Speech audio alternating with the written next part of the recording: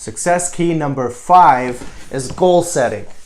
Now, according to studies, 80% of people in North America don't even have any goals. Full 16% do, and only 4% actually have goals and write them down. And only 1% has goals, they write them down, and they review them regularly. Let me show you a power of goal setting.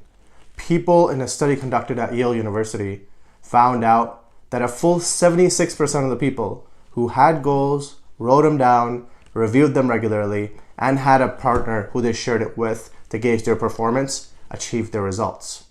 The same level, people who only had goals, didn't write them down and didn't share, less than 50% of them achieved their results. So there's power in setting goals, writing them down, reviewing them regularly, and having a partner or an accountability partner that you share them with. Now, make sure when you write goals are not to be vague. They're not something that, you can just shoot out. Like, for example, if you've got some extra weight, you don't say, hey, I just want to lose weight. You wonder why you don't lose weight? Because it's not exact.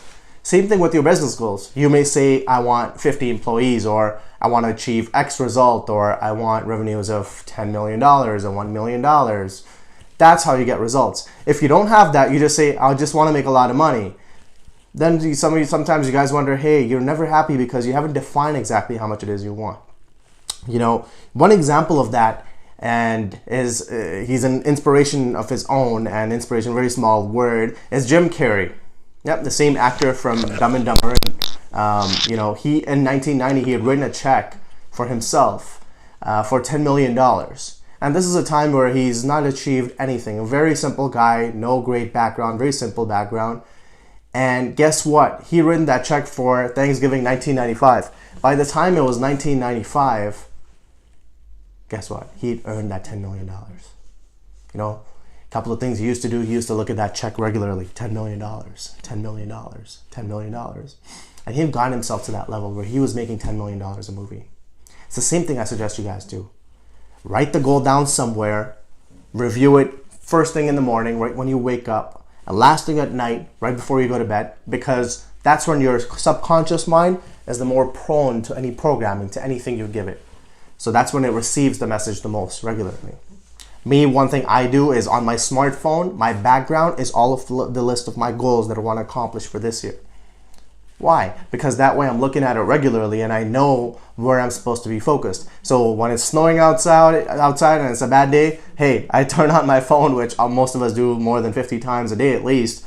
I see my goals. I am answering a phone call, I see my goals. I'm shooting a text, I see my goals. Huge power in that. So I would say that surround yourself with that writing. If you want to leave a piece of paper next to your wall saying your goals before you go to bed so you see it, do it. I know people that write their goals in the car when they're driving. They have a little sticky note right next to their dash.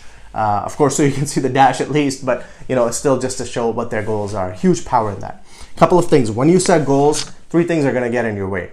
First, considerations. Considerations are reasons why you shouldn't achieve your goal.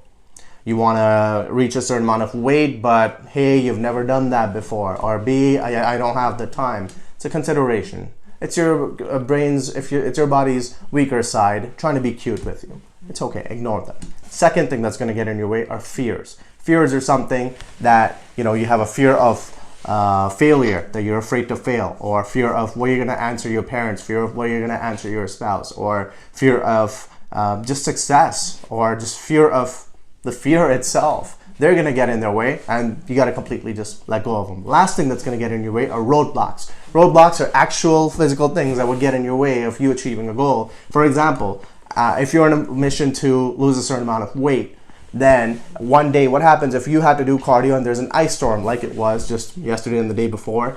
What do? Well, find a way to do something inside. If you got stairs at your house, go do stairs up and down, work out inside. There are ways. If you want to get funding for your business and you're having a hard time and you don't get the right person that you want to fund your business, that's a roadblock. Hey, remember this. Roadblocks, if you're experiencing roadblocks in your goals and you experience them on your journey, they're an absolute natural part. You just got to learn to deal with them. As a matter of fact, if you don't have roadblocks, then your goals aren't big enough. So set goals, write them down, review them regularly, place them somewhere where you can see them, and have an accountability partner that you can share it with, and the journey gets that much better. We'll see you tomorrow again with success principle number 6.